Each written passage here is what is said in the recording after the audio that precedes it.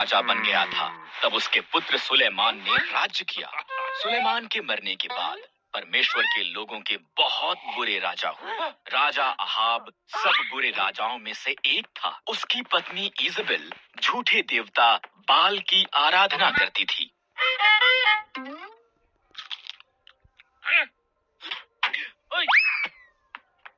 और परमेश्वर के लोगों को भी बाल की आराधना के लिए कायल कर लिया।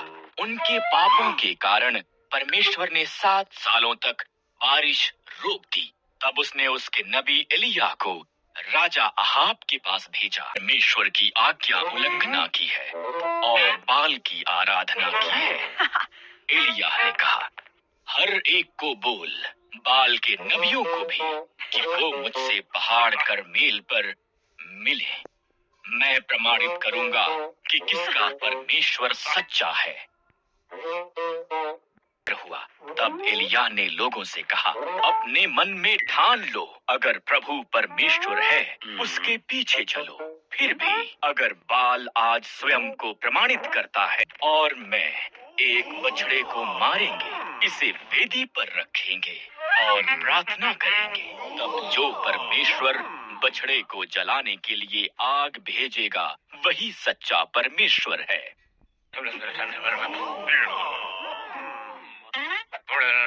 भी पहले गए। उन्होंने पूरी सुबह बाल की प्रार्थना की। कोई आग नहीं आई। शायद बाल सो रहा है।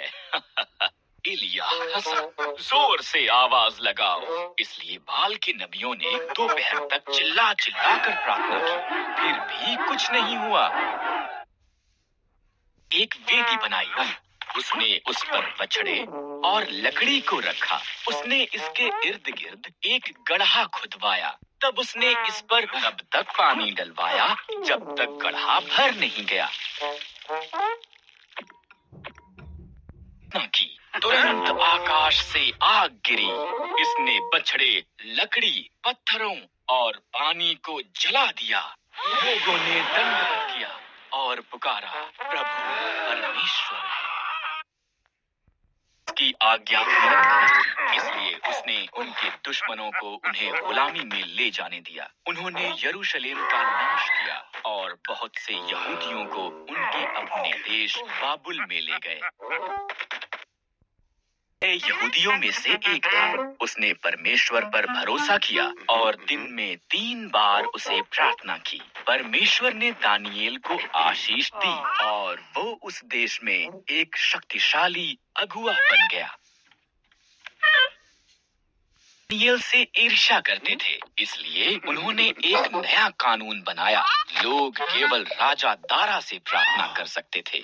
जो कोई भी उल्लंघना करता है वो एक शेरों की मांद में डाला जाएगा। दारा सहमत हो गया। ने अभी भी परमेश्वर से प्रार्थना की और पकड़ लिया गया। दारा उदास था। वो दानियेल को पसंद करता था। उसने जाना कि उससे चालाकी की गई थी, पर वो कानून को नहीं बदल सकता था। दानियेल को शेरों की मांद में फेंक दिया गया और दानियेल की तरफ आए। तब एक स्वर्गदूत पहुंचा। परमेश्वर ने उसे भेजा था। स्वर्गदूत ने शेरों का मुंह बंद कर दिया। दानियेल ने बिना किसी नुकसान के वहां पर रात बिताई। पर राजा दारा ये देखने के लिए गए कि क्या दानियेल जीवित था। परमेश्वर ने मुझे बचाने के लिए स्वर्गदूत को भेजा, दानियेल ने कहा। राजा रोमांचित हुआ। दानियेल को शेरों की मांद से बाहर निकाला गया। दारा ने दानियेल के दुश्मनों को मांद में डाल दिया। शेर उन्हें हड़प कर गए। राजा दारा ने उसके राज्य में दानियेल के शक्तिशाली जीवित परमेश्वर का आदर करने के लिए कहा। जानी थी, यहाँ तक कि उसका पति राजा क्षयर्ष उसके रहस्य को नहीं जानता था। एस्तेर यहूदी थी। एस्तेर का रिश्तेदार मोर्दकै महल में कार्य करता था और उसकी देखभाल भी करता था। क्षयर्ष के सलाहकार हामान ने एक बड़े इनाम को प्राप्त किया। वो बहुत घमंडी था। मोर्दकै के सिवा हर कोई उसके आगे सिर झुकाते थे। हामान अपमानित हुआ। उसने मोर्दकै और सभी यहूदियों को मारने की प्रतिज्ञा की।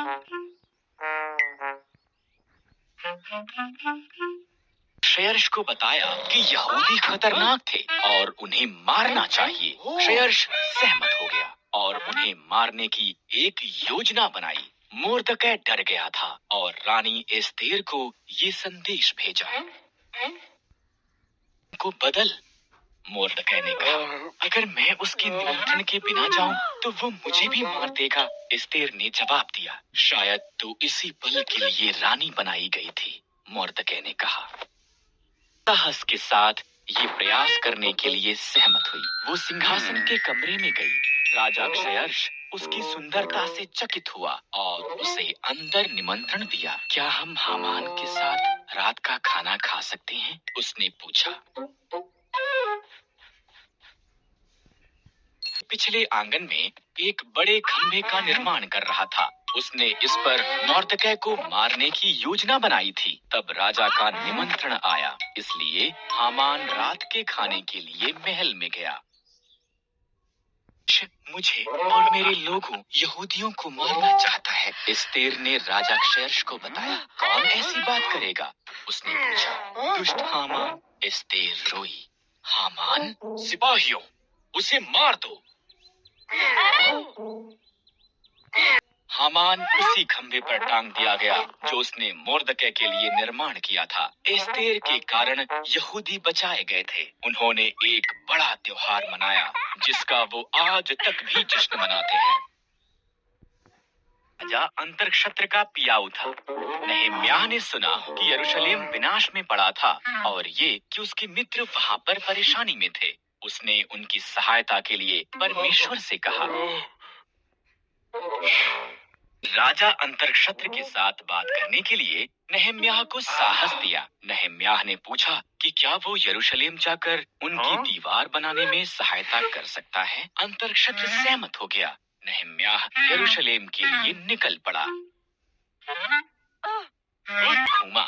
हालात जितना उसने सुना था उससे भी बुरे थे। ये एक बड़ा कार्य है, उसने उसके लोगों से कहा, पर परमेश्वर की सहायता के साथ हम इस दीवार का पुनः निर्माण कर सकते हैं। तारों में और समूहों में पहले फाटकों का निर्माण करने के लिए कार्य किया। उन्होंने भेड़ों का फाटक, मछली फाटक, तर्राह के फाटक और अन्य फाटकों को ठीक किया। तब उन्होंने दीवारों का पुनः निर्माण करना आरंभ किया।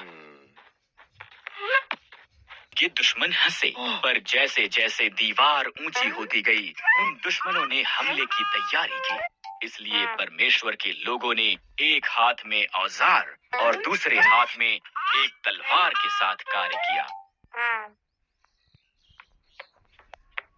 दिनों के बाद दीवार पूरी हो गई थी। इजरा याजक ने परमेश्वर के लोगों के लिए व्यवस्था पढ़ी। उन्होंने परमेश्वर के नियमों का पालन करने का वायदा किया और उनकी सुरक्षा करने के लिए उसकी स्तुति की।